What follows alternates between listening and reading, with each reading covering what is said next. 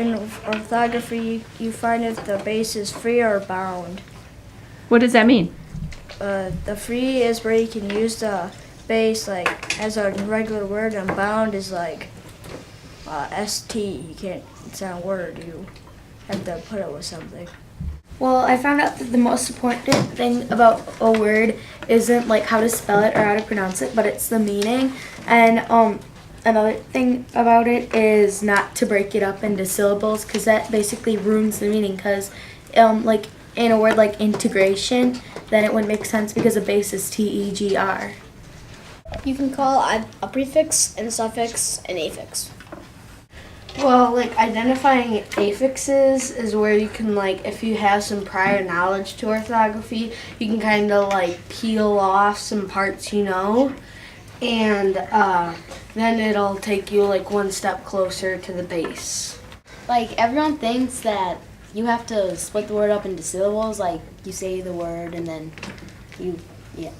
But it doesn't really help you with the meaning, because if you split it up with prefixes and suffixes, then like con means Together. yeah, together, and then the word could be conference or something, so then you're meeting together. So it helps you with the meaning, because like when we were in second grade, we had to like write down a word and then write a sentence using the word, so then we had to remember what the word meant without like actually, we had to learn about it, but it didn't really help splitting up into syllables.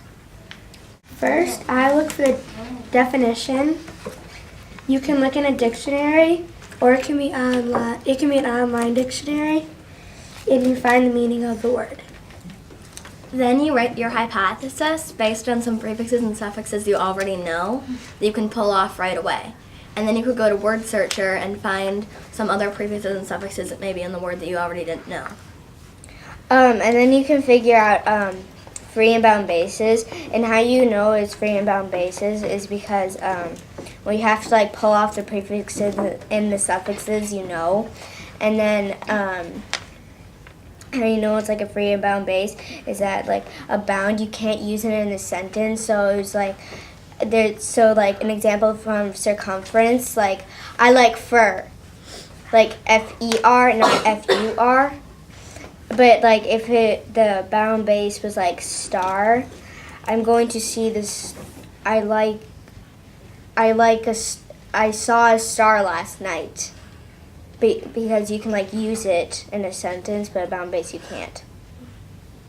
A suffix is like the chunk of a word that is after the base, and usually suffix don't really have a meaning on the base, but prefixes are before the base, and they usually do have meanings about the base.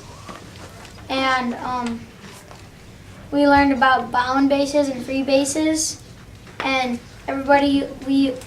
before we learned about orthography, I just knew about free bases. Like I thought that in the word circumference, F-E-R was the base. I thought you could use that in a word or as a word like itself, because I didn't know about bound bases, but now I do. And syllables aren't really the right word sum. So like for the example of circumference, it's circumference, and that's not the correct word sum. And word sums are like a math problem, like prefix plus the base plus suffix equals a word. When you're doing orthography, like while you're making word sums, you don't say like if the prefix is con, you wouldn't say con plus whatever the base is. You would say you would spell it out con plus whatever the base is, plus if there's a suffix, plus you'd spell it out and then rewritten as, and then you'd spell out the word. Why is that important to know? Because then you know how to spell the word. If you just say con, junk, shun, you don't know how to spell it. You would know how to say it, but you wouldn't know how to spell it. If it's before the base, it's a prefix, and behind the base, it's a suffix. and you can have more than one on either side.